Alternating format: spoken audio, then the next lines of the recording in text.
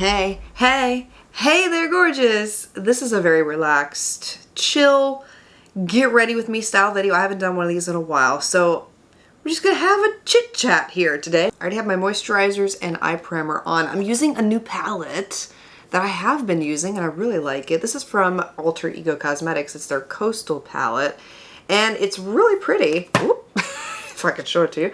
Got a lot of really unique shades in there. Yeah, I even have a lash clipping stuck to the mirror there. So I have been so sick. I know there were some comments and questions asking, where are you last week? Because I only filmed one video last week. My daughter ended up getting pink eye and brought it home.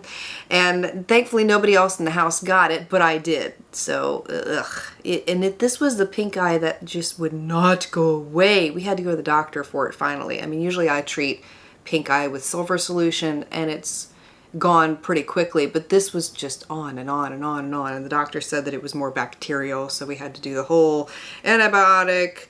Ugh, so it's still kind of, you know, but obviously couldn't film because pink eye is just, yeah. I am taking this shade from the palette first. So we're finally over that nasty stuff. And on top of that, we had sinus infection. So it was like everything that could go wrong here did. Trash truck is here. Next shade I'm taking is this one from the top of the palette. Now I love this eyeshadow. It's a little hard to describe. It's like wet but dry at the same time. So when I put the brush in it, you can see it moving around. It's almost got like a jelly-like consistency to it. Somebody's thinking with this eyeshadow, it's like applying it wet, the way that the formula is. So it's like you don't even have to apply it wet because it goes on.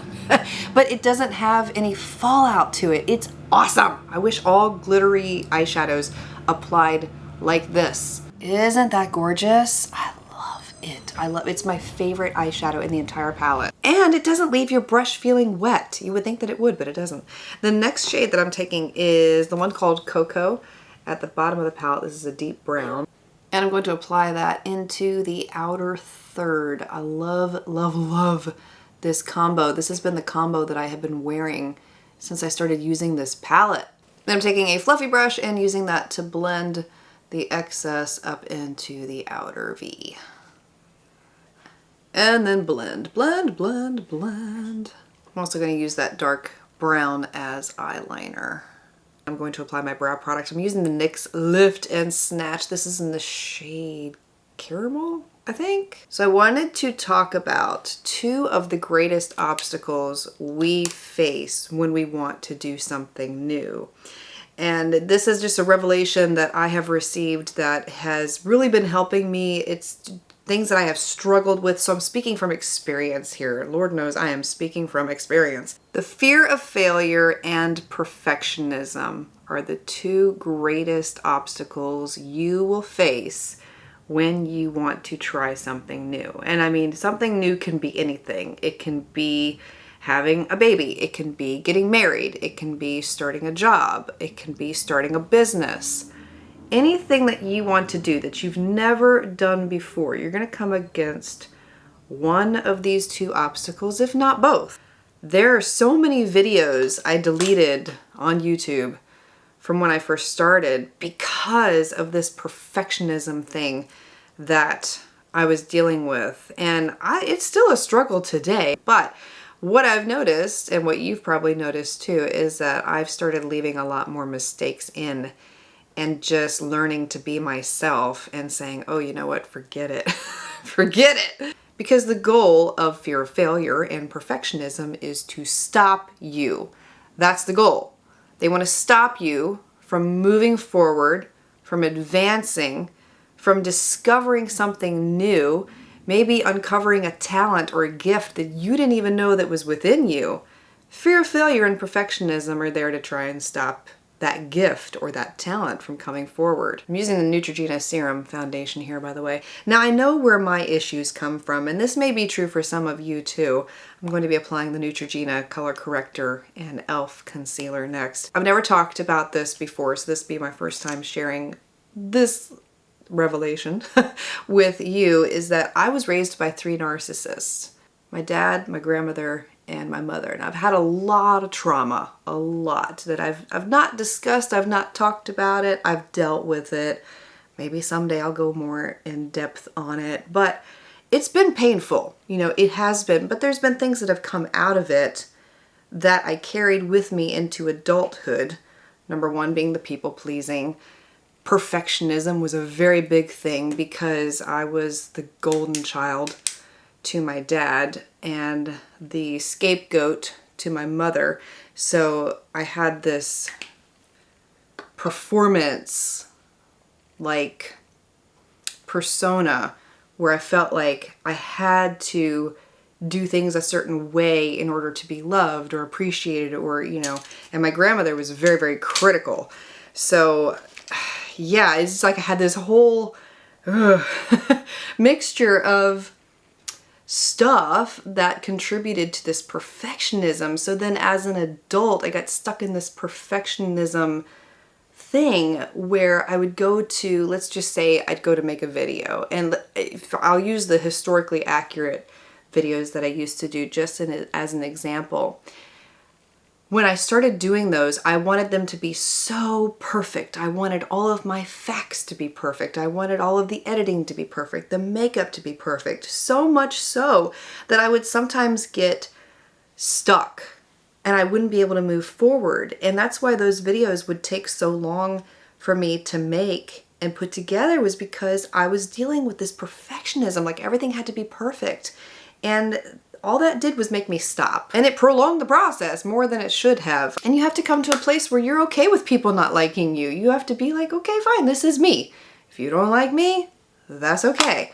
I'm still gonna be me. So my point really in sharing all of this is to bring to light that a lot of the issues that you may be dealing with when it comes to starting something new or jumping out and doing something you've never done before could just simply be rooted in learned behaviors, things that have carried over from childhood traumas, things that have not been dealt with.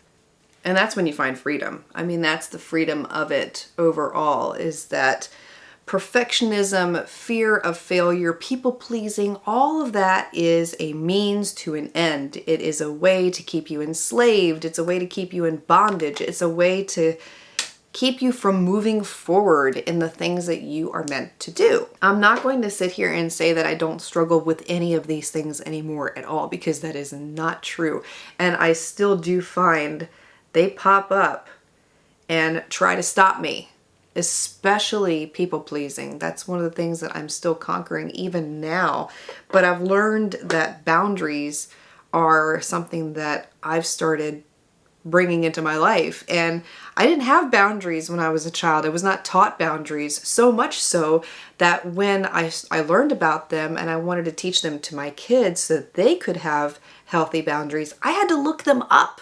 I had to look up what is a healthy boundary just to get a definition. I had no clue. And that may sound funny to some people, but when you don't have clear boundaries being taught, and that's not something that you got instruction on, you have to start somewhere. And I'm teaching my kids that it's okay to say no if you don't want to hug someone, and it's okay to say, no, I don't want to share my toy with you. And it's okay to say, no, I don't want to play with you right now. Like, these are things that I'm teaching my kids. That's okay, because nobody ever taught me that. I was under this air of politeness, you know, like you have to give this relative a kiss and you have to do this and you have to be polite. And it's like, you know what? If I don't want to hug somebody, that's not me not being polite. That's me not wanting them in my personal space. And my kids should have that same say so also. A lot of these issues are rooted in childhood trauma. I fully believe that. Fear of failure, in my opinion, is directly rooted to rejection. If you faced rejection as a child, you more than likely have fear of failure somewhere in your life if you've not dealt with that rejection. I know me especially, man, I had a lot of rejection in my childhood, and fear of failure was something that I dealt with a lot when I was younger. So if I could give you one piece of advice based on things that I have learned, it would be that when you deal with the things from your past, you'll conquer the things you're dealing with in your present. A lot of people are dealing with traumas from the past that are manifesting in the present. They're affecting their relationships, they're affecting their businesses, they're affecting their growth, they're affecting all areas of their lives. And if we would just look back and say, hey, what happened here that I can address, it would eliminate that problem in your present everyday life. What's stopping you? What's stopping you from starting that business? What's stopping you from taking that trip? What's stopping you from getting into a relationship? What is it? What is the root? What needs to be dealt with? Because once you deal with that root cause, man, you will be amazed at what you're able to do. I mean, it changes everything. By the way, if I didn't mention any products that I used here, I'll have them listed and linked for you below in the description box. On my lips, I combined up the Jordana Tawny lip liner with the City Beauty City Lips lip gloss in the shade Pink Nude. I love this stuff. I've been loving it ever since they contacted me for that sponsorship about a month ago, I think it was. But this has been my favorite go-to. Well, this was interesting. I just had those thoughts, and I thought for once I would just share the revelations that I've been receiving myself in the hopes that they might help somebody else. Because if it's helping me, then the odds are that someone else here could use it too. So I do hope that if you're struggling with those things, that you will find some insight or value in the discussion here today. And feel free to share any insight or revelation that you may have received while watching this video too. And I know that we have such a very supportive community in the comment section always. Like, it's always amazing to me to see how so many of you encourage and support and are there for one another in the comment section. So if you need any kind of encouragement, leave a note below.